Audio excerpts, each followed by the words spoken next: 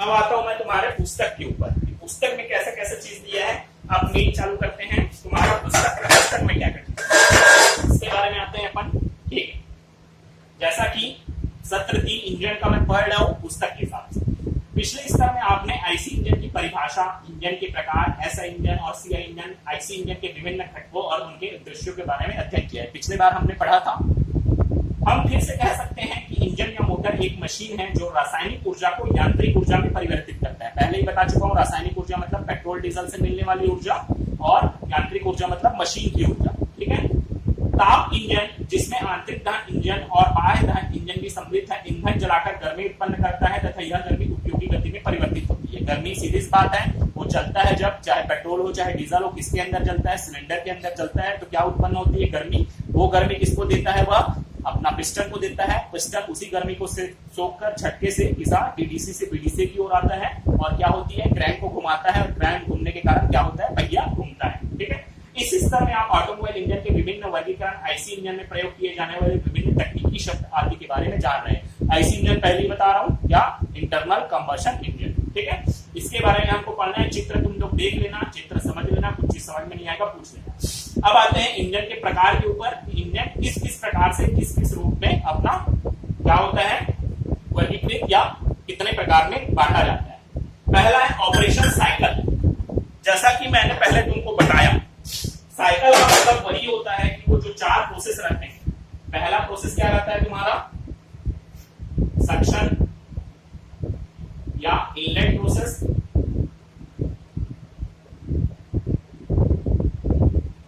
दूसरा है तुम्हारा क्या, कंप्रेशन प्रोसेस।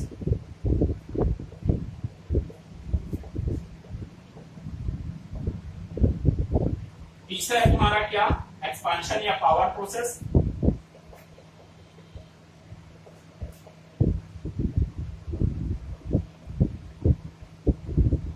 और चौथा तुम्हारा क्या है, एग्जॉस्ट प्रोसेस।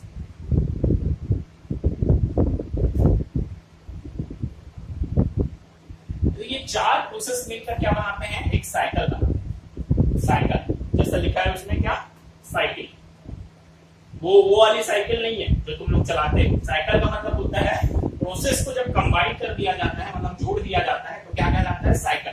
अभी तुम लोग केमिस्ट्री, अभी तो खैर थर्मोडायनेमिक्स नहीं पढ़ोगे, केमिस्ट्री में पढ़ोगे इसके बारे में या 10वीं में शायद तक नहीं होगा। ये तुम्हारा होगा 12वीं या 11वीं में होगा। साइकिल किसको बोलते हैं, कैसे बनाते हैं, ये सब चीज के बारे में पढ़ोगे।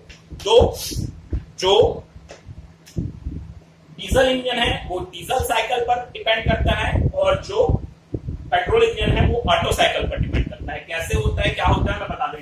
ठीक है, ये समझ में आया, इसको मैं बिठा रहा हूं।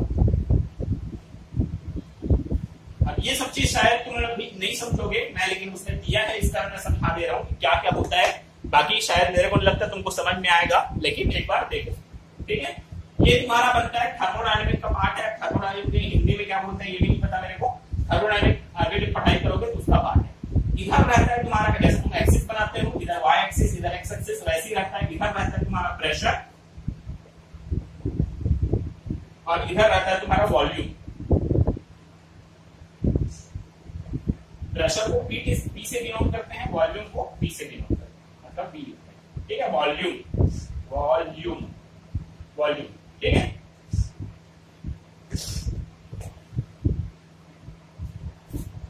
Volume B. ठीक है, तो वही 4 प्रोसेस इसको बताना है। ठीक है, तो पहला प्रोसेस में क्या होता है, ये क्या होता है बताते जाओ। सेकंड प्रोसेस में होता है ये, तीसरे प्रोसेस में फिर ये होता है, चौथे प्रोसेस में होता है ये तुम्हारा पहला, दूसरा, तीसरा, चौथा। मतलब पहले प्रोसेस में क्या होता है, जो भी क्या चीज, जो भी ईंधन और हवा का मिश्रण आता है उसका क्या होता है, प्रेशर क्या हो जाता है, बढ़ता है। यहां से प्रेशर बढ़ता है और वॉल्यूम कम होता है। इसका मतलब क्या है कि सीधी सी बात है, अब कार्बोरेटर का काम ये भी है। कार्बोरेटर क्या करता है, प्रेशर और इसको जब हवा और पेट्रोल को जब मिक्स करता है तो उसको प्रेशराइज करके, मतलब उसका दाब को थोड़ा सा बढ़ाकर डालता है। किसमें डालता है, सिलेंडर के अंदर डालता है। इस तरह यहाँ देख रहे होगे। अब सीधी बात है, दाब अगर बढ़ेगा तो उसका जो वॉल्यूम है, वॉल्यूम तो मतलब क्या, उसका जो बोले तो वॉल्यूम को क्या बोले हिंदी में, आयतन, आयतन ही बोलते हैं। हाँ, आयतन क्या होता है, कमी होगा तभी क्या होगा, प्रेशर उसका बढ़ेगा, दाब बढ़ेगा। ठीक है, तो क्या होता है इसमें देख रहे हो, पहला से दूसरा प्रोसेस, दूसरा से तीसरा, तीसरा से चौथा, चौथा से पांचवा, पहला से दूसरा वही सक्शन, दूसरा से तीसरा कंप्रेशन, तीसरा से चौथा एक्सपांशन,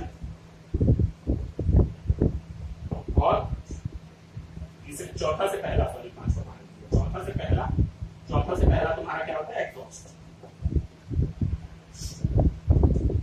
यही चीज को हमको पढ़ना है। तो पहले से दूसरे प्रोसेस में क्या होता है, इसका वॉल्यूम, जो हवा और पेट्रोल का मिक्सचर जो जाता है उसका वॉल्यूम क्या होता है, कम होता है। क्यों, क्योंकि ये इधर आ रहा है ना, इधर से है, इसका डायरेक्शन भी दिखता है, ये ऐसे ऐसे ऐसे बनता है। ठीक है, तो वॉल्यूम कम हो रहा है लेकिन प्रेशर क्या हो रहा है, बढ़ रहा है। क्यों, क्योंकि देख रहे हो यहाँ से देखो, यहाँ पर प्रेशर क्या है, नीचे में है, और यहाँ पर क्या है, प्रेशर बढ़ गया है। वैसे ही वॉल्यूम यहाँ पर बढ़ा हुआ है और यहाँ पर वॉल्यूम क्या हो जा रहा है, कम हो रहा है।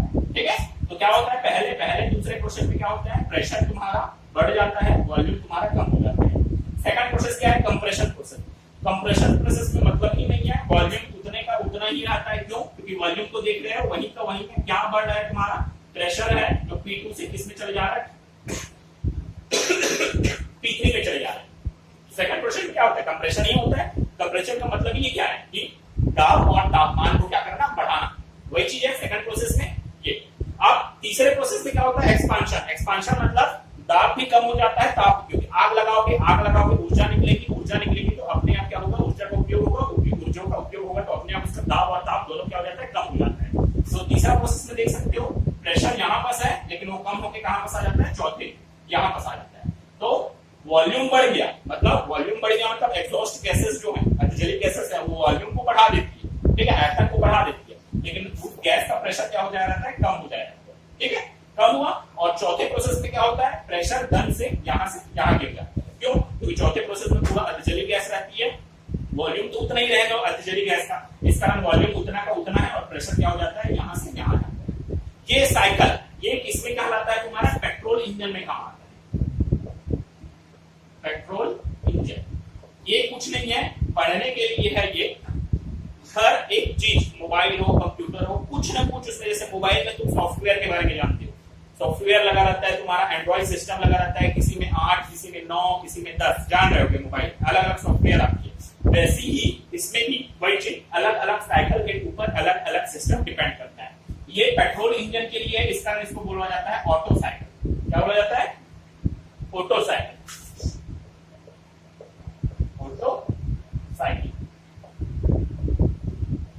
मतलब ये चीज ध्यान रखना, ये भी चीज पूछ सकता है कि पेट्रोल इंजन किस साइकिल के ऊपर डिपेंड करता है, या पेट्रोल इंजन किस साइकिल के अंतर्गत आता है। तो पेट्रोल इंजन किस साइकिल के अंतर्गत आता है, ऑटो साइकिल। समझा दिया कैसे काम होता है। ठीक है, वैसे ही एक होता है डीजल साइकिल, इसमें भी सेम वही चीज,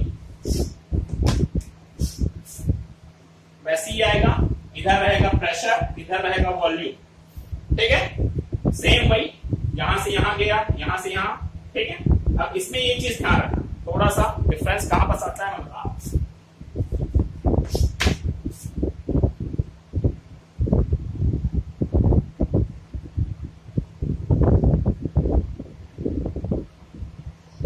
यहां ये तुम्हारा पहला से दूसरा, दूसरा से तीसरा, तीसरा से चौथा, चौथा से पहला। ठीक, ये भी उसी प्रकार चलेगा, ये।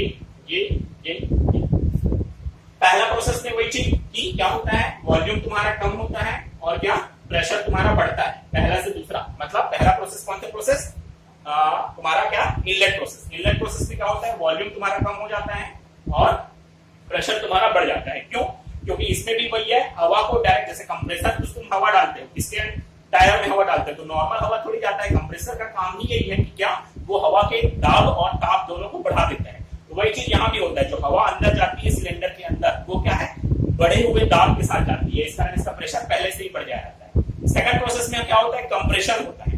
तो कंप्रेशन में क्या होता है, कंप्रेशन में क्या, प्रेशर जो है वो उतने का उतना ही रहता है। क्या होता है, इसमें वॉल्यूम बढ़ता है, इसका वॉल्यूम बढ़ जाता है जो हवा गई है उसका।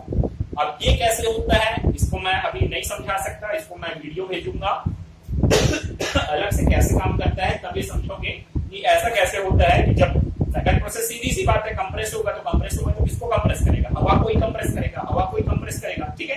तो लेकिन यहाँ देख सकते हो कि प्रेशर क्या है, नॉर्मल है, मतलब कांस्टेंट है, मतलब प्रेशर बढ़ नहीं रहा है। प्रेशर बढ़ता इस लाइन में है, मतलब प्रेशर ऊपर से नीचे जाता है या नीचे से ऊपर आ रहा है, तब हम बोल सकते थे बढ़ रहा है, घट रहा है। लेकिन इसमें ऐसा जा रहा है, ऐसा मतलब प्रेशर नॉर्मल रहेगा। इसमें क्या वॉल्यूम बढ़ रहा है, किसका वॉल्यूम बढ़ रहा है, हवा का वॉल्यूम बढ़ रहा है।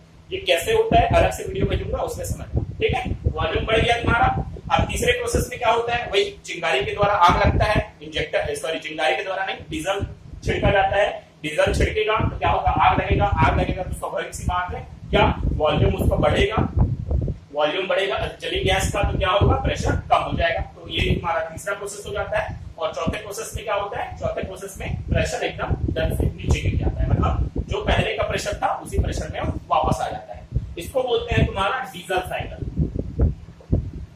साइकिल, जो कि कौन से इंजन में उपयोग किया जाता है, ये डीजल इंजन में उपयोग किया जाता है। मतलब ये तुम्हारा हो जाएगा ऐसे इंजन में और ये तुम्हारा हो जाएगा सीआई इंजन,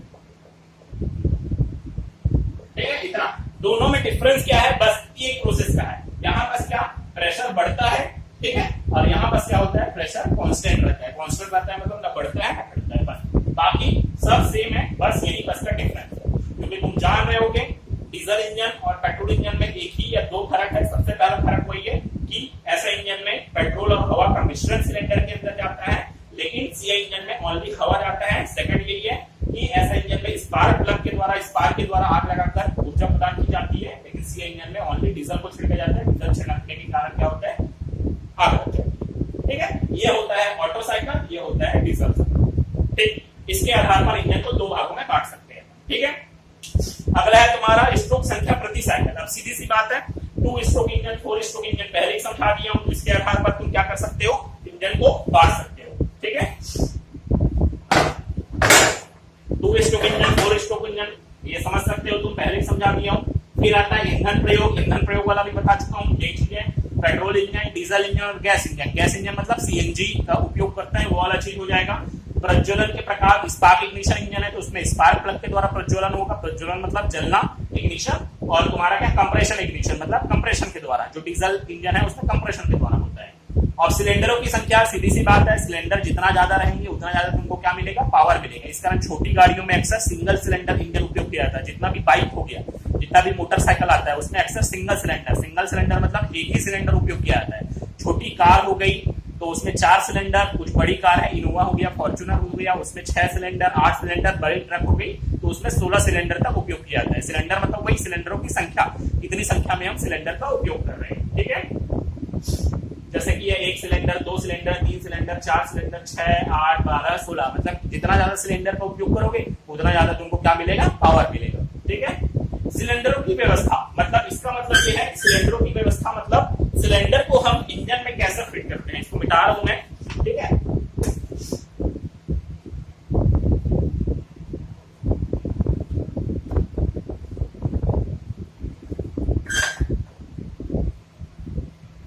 सिलेंडर को हम इंजन में कैसा फिट करते हैं उसके अनुसार भी इंजन को बांटा जाता है। पहला है तुम्हारा क्या, inline vertical engine. Inline vertical engine का मतलब जो तुम्हारा इंजन रहेगा या सिलेंडर रहेगा वो कैसे रहेगा, ऐसा रहेगा जैसे नॉर्मल हम चित्र बनाते हुए बनाते हैं। ये है तुम्हारा वर्टिकल। वर्टिकल का मतलब क्या होता है, ये वाली लाइन को वर्टिकल बोलते हैं। और वही अगर ऐसे बनाते हैं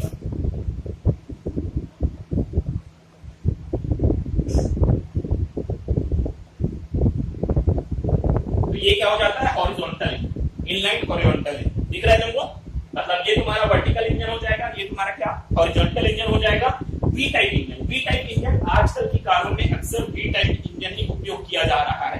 क्यों, क्योंकि इसमें पावर जो है हमको अत्यधिक मिलता है और पावर का लॉस मतलब पावर की हानि बहुत कम होती है। इसका अरेंजमेंट कैसे रहता है देखो। अब सीधी सी बात है, कार है तो कार में कितना सिलेंडर रहेगा, लगभग 4 सिलेंडर रहेंगे। ये हो गया, ये यहाँ पर ऐसा, ठीक है। जो दूसरा रहेगा वो यहाँ ऐसा, ये हो गया। और ये चीज जो है ना दोनों वो किससे जुड़े रहते हैं, इससे एक ही, अब कैसे बताऊं, इधर से ऐसे एक ही उससे जुड़े रहते हैं। क्या ऐसे, मतलब सिलेंडर कौन से आकार में रहते हैं, वी आकार में रहते हैं। अभी मैं उल्टा बता दिया, या इसको ऐसा सीधा करोगे तो ऐसा हो जाएगा। सिलेंडर का जो अरेंजमेंट रहता है वो कैसे आकार में रहता है, वी के आकार में रहता है। इस कारण इसको बोला जाता है वी टाइप इंजन। ठीक है, अब ये कैसे होगा, फोटो में दिखा दूंगा, फोटो में आसानी से समझ सकते हो। ठीक है, चौथा है तुम्हारा opposite cylinder engine. Opposite cylinder engine में क्या होता है, सिलेंडर एक ही रहता है। जैसे ये सिलेंडर एक है, इसमें क्या किया जाता है, दो पिस्टन फिट कर दिया जाता है, एक पिस्टन इधर, ठीक है, एक पिस्टन इधर। ठीक, इसका क्रैंक अलग रहता है और इसका क्रैंक अलग रहता है। ठीक है, बीच में क्या है, इधर से क्या दिया जाता है, पेट्रोल और हवा का मिश्रण दिया जाता है। तो पेट्रोल और हवा का मिश्रण आएगा तो क्या करेगा, दोनों दबाएंगे तो इसमें क्या है, पावर ज्यादा मिलता है।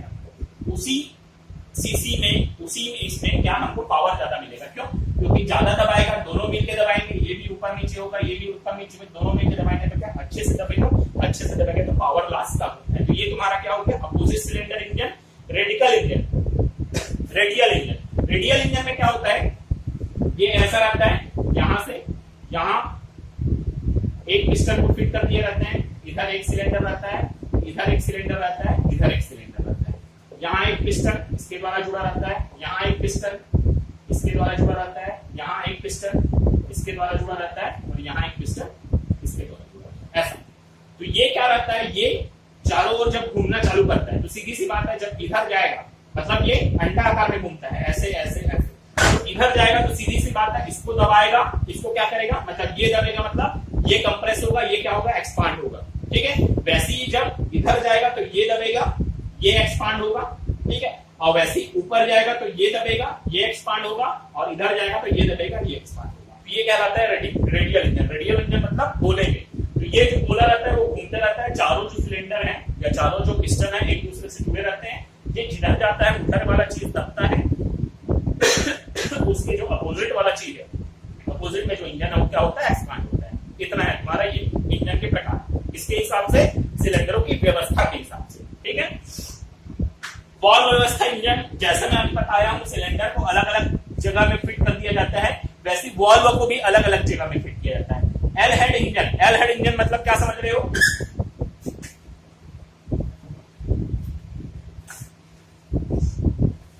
ये चीज अक्सर क्या होता है हमारे ऑटोमोबाइल में उपयोग नहीं किया जाता।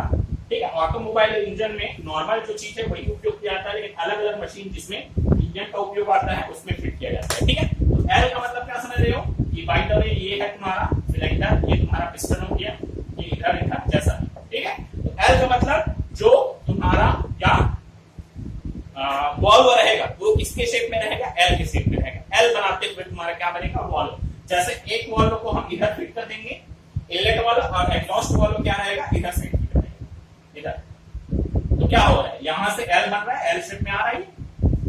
ठीक है ना, समझ में आ रहा है। वही चीज कि एक वॉल्व को हम इधर फिट करेंगे, एक वॉल्व को इधर फिट करेंगे, तो क्या बनते हुए बता रहा है, एल बनते हुए बता रहा है। इस कारण इसको बोला जाता है एल।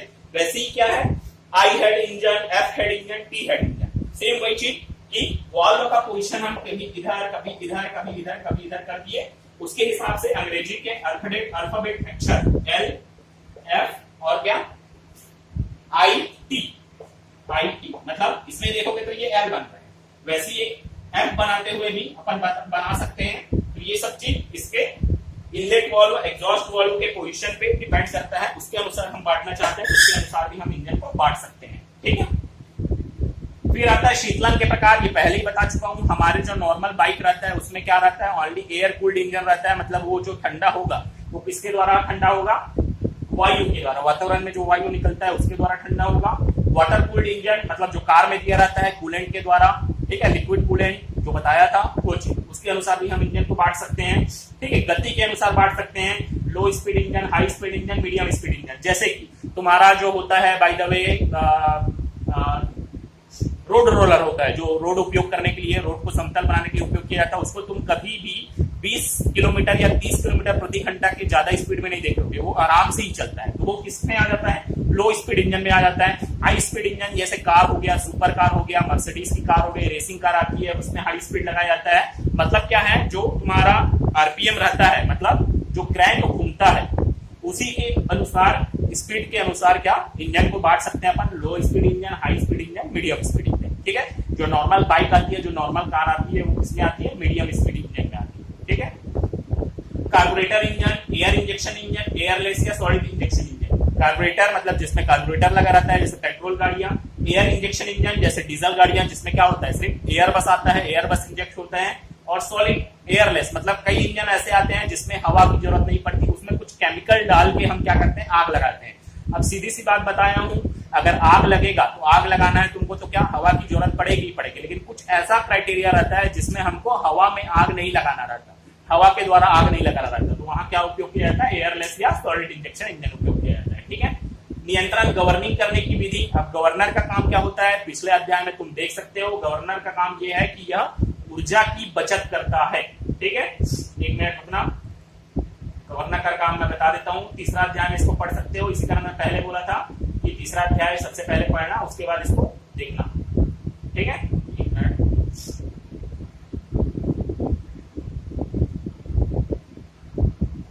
गवर्नर काम तीसरे नौवा के बुक से बता रहा हूं, 9वीं के।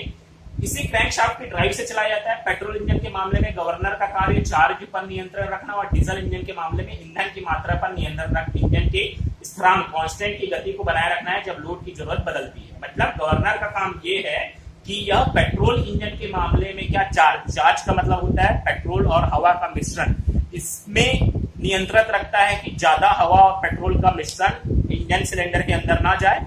और डीजल इंजन के मामले में क्या करता है, ये डीजल की मात्रा को, ईंधन की मात्रा को जाने से नियंत्रण रखता है किसमें, सिलेंडर में। मतलब एकदम ज्यादा भी नहीं होना चाहिए, एकदम कम भी नहीं होना चाहिए, नियंत्रित करके रखता है। ठीक है, गवर्नर का काम ये है। तो इसको अनुसार भी हम it governor engine, qualitative governor engine, qualitative governor engine, ये इसके हिसाब से भी हम बांट सकते हैं। ठीक है, उपयोग स्टेशनरी इंजन, ऐसा कई इंजन रहता है जो स्टेशनरी का मतलब क्या रहता है, एक ही जगह पे इंजन चलते रहता है। जैसे तुम्हारा जनरेटर वाला काम हो गया, जनरेटर में क्या रहता है, ना कहीं जाता है ना कुछ, एक ही जगह पर चलते रहता है और क्या बिजली बनाते रहता है। ठीक है, सेकंड है ऑटोमोटिव इंजन। ऑटोमोटिव इंजन तुम जान रहे हो, जो ऑटोमोबाइल में उपयोग किया जाता है। लोकोमोटिव इंजन, लोकोमोटिव का मतलब होता है रेल, तो रेल में भी आजकल इंजन का उपयोग किया जा रहा है। डीजल इंजन वाला देख रहे हो, रेल जिसमें बहुत ज्यादा धुआं निकलता है। डीजल आजकल तो बहुत कम हो गया है क्योंकि उससे वायु प्रदूषण ज्यादा होता है, लेकिन पहले के जमाने में डीजल से भी चला। लोकोमोटिव का मतलब ही होता है रेल इंजन। ठीक है, मरीन इंजन, मरीन का मतलब होता है समुद्र। तो जितने भी पनडुब्बियां हैं और जितने भी जहाज है वो सब किससे चलती है, डीजल के द्वारा ही चलती है। ठीक है, तो उसमें भी क्या लगा रहता है, डीजल इंजन ही लगा रहता है। एयरक्राफ्ट इंजन, एयरक्राफ्ट इंजन तुम जान ही रहे होगे, एयरक्राफ्ट इंजन मतलब जो हवाई जहाज में उपयोग किया जाता है। ठीक है, उसमें ईंधन के रूप में प्रोपेन, ब्यूटेन, मीथेन, इन सब गैसों का उपयोग किया जाता है। ठीक है, अब ये कुछ विशेष प्रकार के इंजन है। वैंकल रोटरी इंजन, मोटर वाहन, गैस टरबाइन। तो देखो वैंकल रोटरी इंजन, ये चीज का मैं वीडियो तुमको अलग से भेजूंगा कि ये होता कैसे है, काम कैसे करता है। वैंकल नाम के इंजीनियर ने इस इंजन का इजाद किया था, मतलब इस इंजन को बनाया था, इस कारण इसका नाम रखा गया है वैंकल इंजन। मोटर वाहन, गैस टरबाइन। गैस टरबाइन मतलब टरबाइन इंजन जो जान रहे होगे, जो टरबाइन किसमें उपयोग किया जाता है, पानी से बिजली बनाने के लिए उपयोग किया जाता है। वैसे ही यहाँ पर गैस टरबाइन का उपयोग किया जाता है, जिसमें गैस के द्वारा टरबाइन को घुमाया जाता है और टरबाइन के द्वारा क्या हमारा वाहन चलता है। तो ये सब बहुत लिमिटेड में है, अभी तक इनका उपयोग एक ही 2 वाहन है जिसमें प्रायोगिक तौर पर इसका उपयोग किया गया है, वैसा ये नहीं आता है। ठीक है, तकनीकी पारिभाषिक शब्द जो इंजन में प्रयोग किए जाते हैं। टॉप डेड सेंटर जानते ही होंगे, पिस्टन के ऊपरी। अब इसको मैं समझाते जाता हूँ एक करके, तो चित्र बनाकर। ठीक है,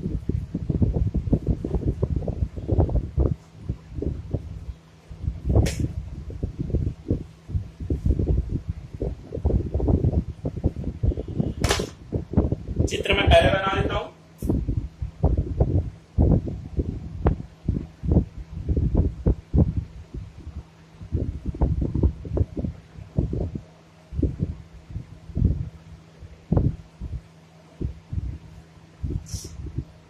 ये हो गया तुम्हारा ये। ठीक है, यहाँ लगा था तुम्हारा क्या, लेफ्ट वाल्व, यहाँ एग्जॉस्ट वाल्व। ऐसा इंजन है तो यहाँ पर क्या लगा रहेगा, स्पार्क प्लग। और सीआई इंजन है तो यहाँ इंजेक्टर, ठीक है, इतना। अब देखते हैं क्या क्या चीज होता है, ठीक है। तो सबसे पहला चीज आता है तुम्हारा क्या, top dead centre. Top dead centre मतलब टीडीसी, ये हो गया टीडीसी। तो यह क्रैंकशाफ्ट की स्थिति को दर्शाता है जब पिस्टन सिलेंडर में उच्चतम अवस्था में यानी सिलेंडर हेड से निकटतम स्थिति में होता है। मतलब एक काल्पनिक बिंदु, टीडीसी एक काल्पनिक बिंदु है जिससे पिस्टन ऊपर नहीं जा सकता। मतलब एक बिंदु, एक ऐसा बिंदु जो पिस्टन की पोजीशन को बताता है, पिस्टन इस बिंदु से ऊपर नहीं जा सकता। वैसे ही टीडीसी, टीडीसी मतलब इस बिंदु से पिस्टन नीचे नहीं जा सकता। खत्म। इतना है तुम्हारा क्या, टीडीसी पीडीसी। सेकंड है तुम्हारा क्या, तीसरा है तुम्हारा बोर। बोर का मतलब होता है ये सिलेंडर का तुम्हारा क्या व्यास, ये कहलाता है बोर। तुम लोग सुने होंगे बोरिंग मशीन, जो क्या बोर करने के लिए काम आती है, ठीक है ना। पानी जो बोरिंग मशीन जानते हैं उसको बोरिंग मशीन क्यों बोला जाता है, क्यों, क्योंकि वो क्या करती है, जमीन में गोल आकार का क्या करती है, गड्ढा बनाती है, इस कारण उसको बोरिंग मशीन कहा जाता है। तो बोर का मेन मतलब होता है क्या, सिलेंडर का व्यास, ठीक है। फिर आता है तुम्हारा क्या, स्ट्रोक। स्ट्रोक पहले ही बता चुका हूं मैं। स्ट्रोक मतलब होता है क्या, टीडीसी से बीडीसी के बीच की दूरी, ये कितना दूरी पे कहलाता है, ये कहलाता है तुम्हारा स्ट्रोक। टीडीसी से बीडीसी के बीच की दूरी क्या कहलाती है, तुम्हारा स्ट्रोक, ठीक है। क्लियरेंस वॉल्यूम, क्लियरेंस वॉल्यूम का मतलब ये होता है, देखो सीधी सी बात है, टीडीसी, टीडीसी के ऊपर जितना भी वॉल्यूम रहता है, मतलब जितना भी आयतन, अब सीधी सी बात है यहाँ पर सी क्या जलता है, क्या जलता है, पेट्रोल है तो पेट्रोल जलेगा, डीजल है तो डीजल जलेगा, यही पता चलेगा। तो टीडीसी के ऊपर जितना भी सिलेंडर के अंदर का आयतन रहता है वो कहलाता है तुम्हारा क्या, क्लियरेंस वॉल्यूम, ठीक है। फिर आता है अगला पिस्टन डिस्प्लेसमेंट। पिस्टन डिस्प्लेसमेंट का मतलब होता है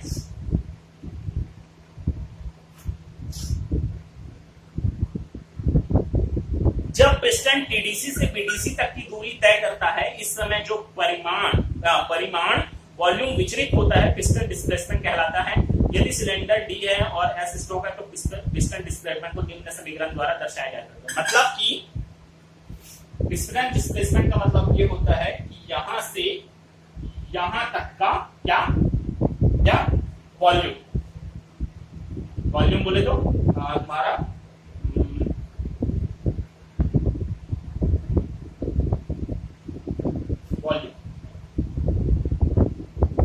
ये कहलाता है तुम्हारा क्या, पिस्टन डिस्प्लेसमेंट।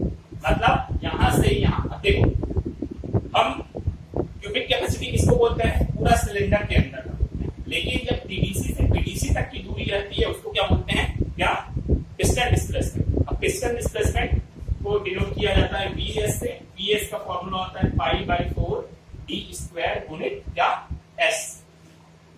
मतलब सीधी सी बात है, वॉल्यूम मतलब तीन चीज दिया रहेगा, क्या आयतन है तो तीन चीज पहले बता चुका हूं, लंबाई चौड़ाई ऊंचाई। तुम्हारा ये क्या है, इसका क्षेत्रफल है, किसका क्षेत्रफल है, सिलेंडर का क्षेत्रफल है। सिलेंडर के क्षेत्रफल में जब तुम यहां से यहां तक की दूरी स्ट्रोक को गुणित कर दोगे तो क्या कहलाएगा ये, क्या, पिस्टन डिस्प्लेसमेंट, ठीक है। फिर आता है अपना इंजन कैपेसिटी। इंजन कैपेसिटी पहले से ही बता चुका हूं, क्या होता है, क्यूबिक कैपेसिटी मतलब ये तुम्हारा सिलेंडर के अंदर का टोटल वॉल्यूम, ये कहलाता है तुम्हारा इंजन कैपेसिटी। यह कुल पिस्टन विस्थापन या सभी सिलेंडरों का विचलित परिणाम है। यदि सिलेंडरों की संख्या n है और वीएस पिस्टन डिस्प्लेसमेंट है तो इंजन डिस्प्लेसमेंट या इंजन क्षमता के द्वारा दर्शाई जाती है। अच्छा सॉरी, ये चीज क्या कहलाता है, अब सीधी सी बात है, वो चीज नहीं।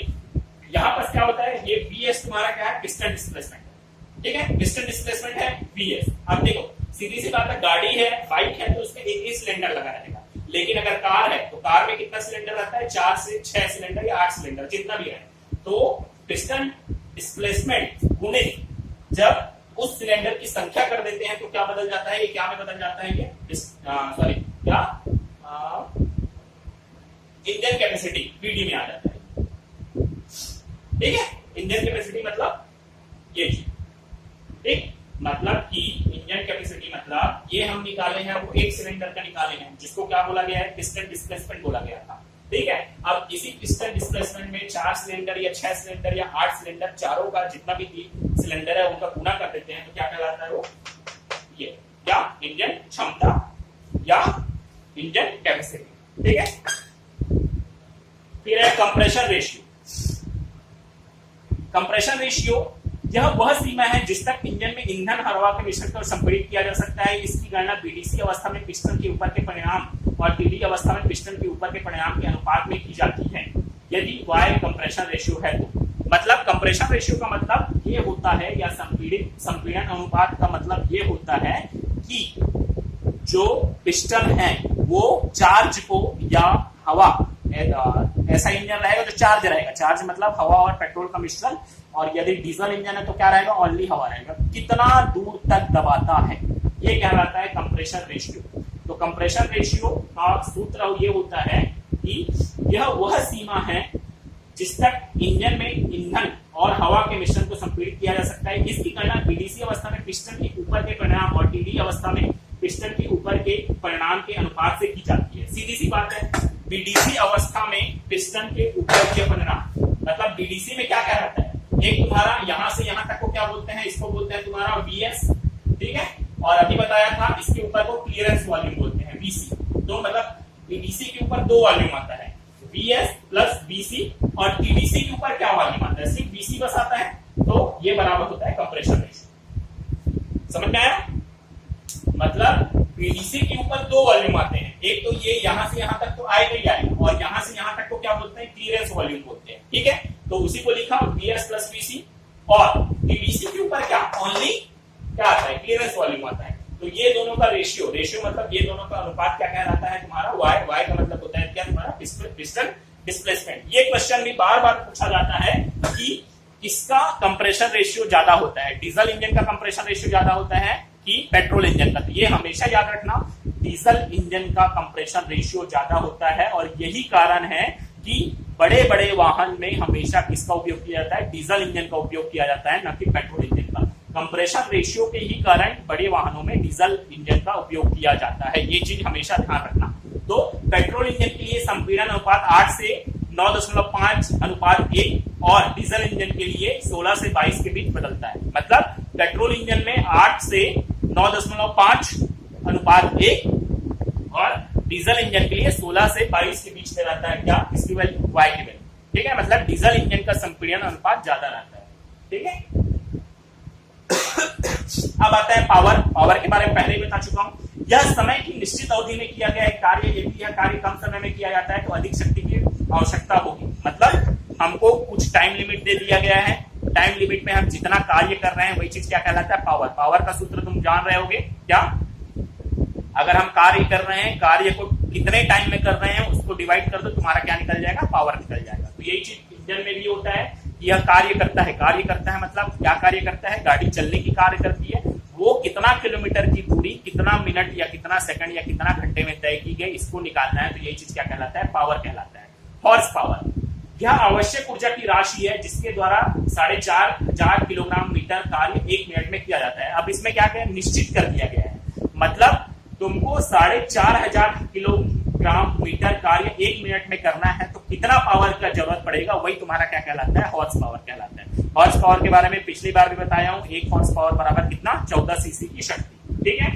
इंडिकेटेड हॉर्स पावर, अब ये चीज ध्यान रखो, इंडिकेटेड हॉर्स पावर मतलब होता है, जैसे मैं पहले बताया हूं, कोई भी मशीन रहे वो क्या करेगी, ऊर्जा कहीं ना कहीं लॉस करेगी। पिछले क्लास में बता दिया था कि जैसे तुम 100 रुपए का पेट्रोल डलवा रहे हो तो कायदे से गाड़ी को कितना किलोमीटर चलना चाहिए, 100 किलोमीटर चलना चाहिए, लेकिन कितना किलोमीटर चलता है वो 60 से 70, ज्यादा से ज्यादा 70 किलोमीटर चलेगा, उससे ज्यादा नहीं चलेगा, ठीक है। तो ये किस कारण होता है, गाड़ियों में भी बहुत प्रकार के क्या होते हैं, लॉस होते हैं। लॉस मतलब हानि, कहीं फ्रिक्शन के कारण, घर्षण के कारण हानि होती है, घर्षण के कारण, और कहीं लीकेज होते रहता है, कहीं अधजली गैस, ये सब क्या है, लॉसेस में आ जाते हैं। लॉस मतलब हानियों में आ जाते हैं, ठीक है।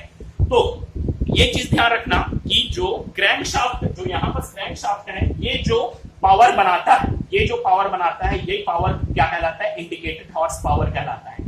मतलब यहां से जो पावर बनता है वही चीज क्या कहलाता है, इंडिकेटेड हॉर्स पावर। मतलब एक्चुअल पावर यहीं से बनता है, एक्चुअल पावर यहां से बनता है, वही क्या कहलाता है, इंडिकेटेड हॉर्स पावर कहलाता है, ठीक है। सेकंड है ब्रेक हॉर्स पावर।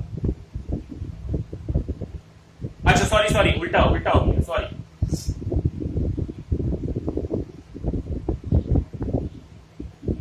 हाँ, इंडिकेटेड हॉर्स पावर का मतलब होता है जो सिलेंडर बना कर देते हैं, जो यहाँ पर जलने के कारण जब सिलेंडर तन से नीचे आता है तो यहाँ पर जो ऊर्जा पैदा होती है सिलेंडर के नीचे आने के कारण, ये कहलाता है तुम्हारा इंडिकेटेड हॉर्स पावर।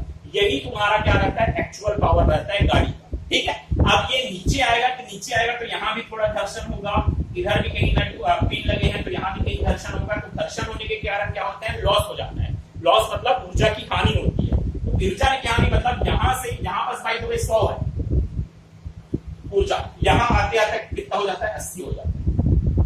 ठीक है, यहाँ 100 है तो यहाँ आते आते 80 क्यों होगा, क्योंकि यहाँ घर्षण के कारण, यहाँ कुछ और के कारण, यहाँ पिन के कारण, या यहाँ आर्टिलरी गैस के कारण पूरा नहीं चलता, तो यहाँ आते आते 80 हो जाता है। तो ये तुम्हारा पावर कहलाता है क्या, इंडिकेटेड पावर, और ये तुम्हारा पावर कहलाता है क्या, ब्रेक हॉर्स पावर। मतलब जो क्रैंक शाफ्ट में ऊर्जा जाती है वो कहलाती है तुम्हारा ब्रेक हॉर्स पावर, और जो सिलेंडर के द्वारा जनरेट किया जाता है वो तुम्हारा कहलाता है इंडिकेटेड पावर। ठीक है, ठीक। अब क्या है, तीसरा है तुम्हारा क्या, friction horse power. Friction horse power मतलब सीधी सी बात है, फ्रिक्शन मतलब घर्षण।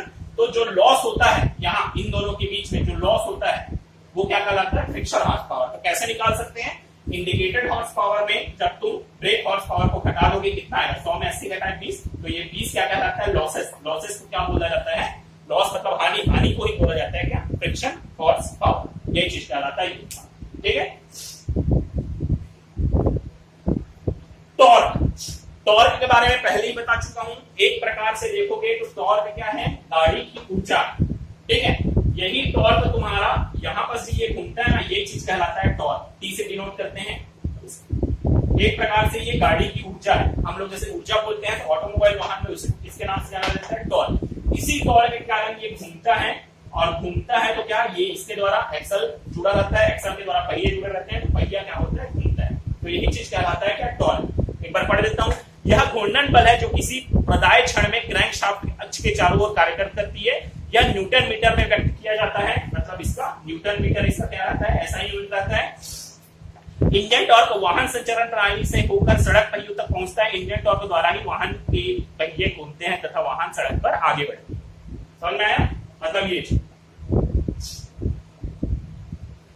ठीक है, टॉर्क। टॉर्क का मतलब जहां भी घूमने वाला चीज आएगा, जैसे तुम्हारा कूलर घूम रहा है, पंखा घूम रहा है, वहां एक ना एक प्रकार से देखोगे तो टॉर्क की गति लगती है। टॉर्क मतलब टॉर्क एक प्रकार से घूमने वाली ऊर्जा है। जहां पर जो भी चीज घूमेगा वहां पर ऊर्जा को किससे डिनोट करते हैं, टॉर्क से डिनोट करते हैं। और यही टॉर्क पहियों तक जाता है, और पहियों को घुमाने के लिए यही टॉर्क उपयोग में लाया जाता है। ठीक है।